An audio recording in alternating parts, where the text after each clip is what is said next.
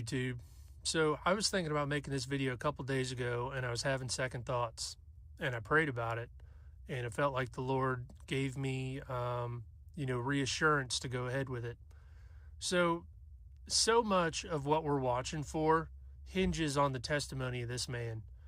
And you have both sides of the coin. You have people that believe him, they've prayed for confirmation, and you have probably hundreds of people that are making videos for the very first time saying that the Lord answered their prayer to confirm if this was true. But then you also have the people that reject it, the people that call this man a false prophet, the people that criticize his message. And when I was thinking about this message, first of all, this is how the Lord answered my prayer. Now, this is what the Lord used to communicate to me that I should continue with this message. This is a picture of John the Baptist, from an animated series. And the verse used in the middle of this calendar says, the prophet Isaiah was speaking about John when he said, "Here is a voice shouting in the wilderness, prepare the way of the Lord's coming, clear the road for him." That's Matthew 3:3. Now in Matthew 21:28, the chief priests and the elders, the religious leaders, they said, "By what authority do you speak these things?" And in verse 24, Jesus answered and said unto them, "I also will ask you one thing, which if you tell me, I in likewise will tell you by what authority I do these things. The baptism of John, whence was it, or where is it from? From heaven or of men?" And they reasoned with themselves, saying, "If we shall say, from heaven, he will say unto us, why did you not then believe him? But if we shall say, of men, we fear the people, for all hold John as a prophet." And they answered Jesus and said, "We cannot tell." And he said unto them, "Neither tell I you by what authority I do these things." Now in Matthew 23:39, starting in 34, Jesus said, "Wherefore, behold, I send unto you prophets and wise men and scribes, and some of them you shall kill and crucify, and some of them you shall scourge in your synagogues, and persecute them from city to city, that upon you may come all the righteous blood shed upon the earth, from the righteous Abel unto the blood of Zacharias son of Barachias, whom you slew between the temple and the altar. Verily I say unto you, all these things shall come upon this generation. O Jerusalem, Jerusalem, thou that kills the prophets and stones them which are sent unto you, how often would I have gathered thy children together, even as a hen gathers her chickens under her wings, and you would not. Behold, your house is left unto you desolate." So I prayed about this message, and I think it's obvious that the church has had a habit of rejecting God's messengers, of killing God's messengers, of persecuting those that God sent. Look at the life of Paul. Paul went to preach the gospel and, even was brought before, the chief priests and all the people that were in religious leadership. So it's not that the people so much rejected the message, but much of the church rejected the testimony of God's messengers. And that's the thing that I'm speaking about here, that beware of calling these people false prophets, of not testing their words, of not praying about if the message is true or not, because God has sent nobodies exactly like John the Baptist. John the Baptist was clothed in camel hair and ate bugs. The two witnesses that give their testimony in Jerusalem are clothed in burlap. These are the nobodies of the world, but they're given a message, and they're told to preach, prepare the way of the Lord is coming. And there's people out here that reject him without testing the words, without praying about it, because of self-righteousness, thinking that, well, I know how all this works, and God wouldn't do such a thing. And I've even heard people criticize the gospel that the man preaches. I witnessed to a guy the other day who has a tattoo under his eye in Arabic, and he has a Baphomet on his wrist. He has a pentagram on his hand. His arm says, "Evil women are prettier." And when I spoke the gospel to him, he received the he received the preaching of the word better than I've heard people in church receive it, or people that call themselves Christians. And I would say pray for this man, because he was raised in a Christian home where it was hypocritical. And, do what I say, not what I do.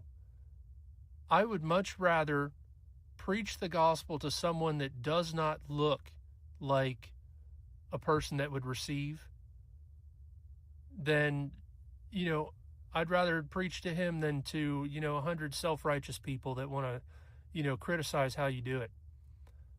I said in church recently that God likes using the nobodies. And when Jesus was resurrected, he could have easily gone into the Sanhedrin and said, "What up, fellas? I told you so. I told you that if you tear down this temple, I would rebuild it in 3 days. Here I am, losers." He could have done that. But instead, he showed himself to Mary Magdalene, out of whom was cast 7 devils. It said she was a prostitute. That's who the Lord first showed himself to. He showed himself to the women, and the women in that time and in that culture were not somebody that you were to, trust the testimony of or receive the testimony of. I don't know all the details of that, but it was just a cultural thing where men were the religious leaders and the heads and the ones that were supposed to speak such things. But that's what Jesus revealed himself to. I mean, he comes from a family line with Rahab the harlot, so it's not about being a polished preacher in a suit and having, every Greek word and every, pep talk that makes you feel good and be on your way. If the Lord is coming, he said that if you watch, it will not be taken like a thief. So there must be some kind of message that he's saying, "Look, I'm coming, and here's the time," so that you're not taking it like a thief. So, this is to the people that reject the messenger. This is to the people that think that, there's no rapture or that it's post-trib. And the problem with that is that, have you even studied what harpazo means? That it's to be snatched out of harm's way.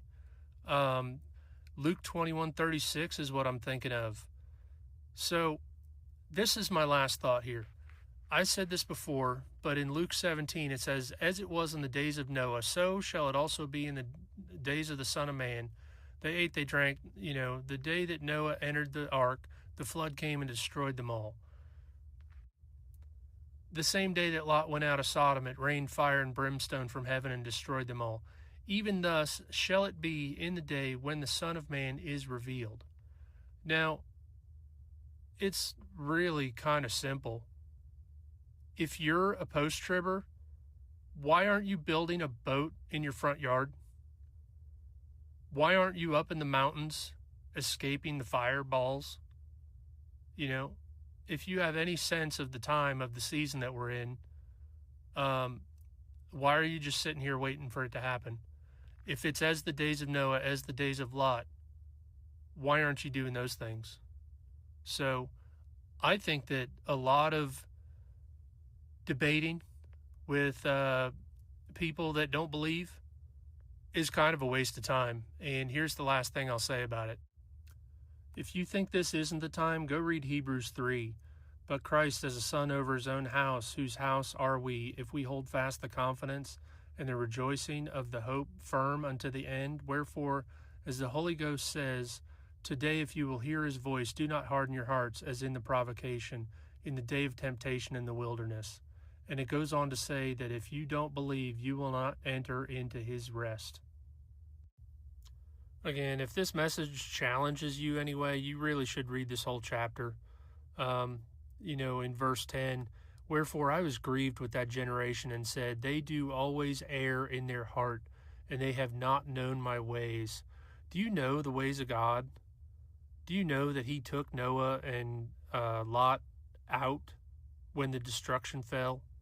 Do you know that Revelation 4 is the last time the church is mentioned until they return with Christ? And that all the judgments after chapter 4, there's no mention of the church? So, do you know his ways? Do you know that there is not a need for you to prove yourself by testing and tribulation? That when Jesus said, it is finished, that when he becomes your righteousness, that there's no more need to prove yourself, that he is good enough, that he did the work because you can't do it, that all have sinned and fallen short. When you do even one sin, you're guilty of death. So unless Jesus has taken the whole thing off of your life, there's nothing you can do to further prove yourself. You don't need to be tested by wrath and tribulation and to prove yourself. Jesus did the work. So in verse 11, so I swore in my wrath, they shall not enter into my rest. Take heed, brethren, lest there be in any of you an evil heart of unbelief, departing from the living God. But exhort one another daily while it is called today, lest any of you be hardened through the deceitfulness of sin. For we are made partakers of Christ, if we hold the beginning of our confidence steadfast to the end, while it is said, today if you will hear his voice, harden not your hearts, as in the provocation. For some, when they had heard, did provoke, howbeit not all that came out of Egypt by Moses. But with whom was he grieved 40 years? Was it not with them that had sinned, whose carcasses fell in the wilderness? And to whom sware he that they should not enter into his rest, but to them that believed not? So we see that they could not enter in because of unbelief.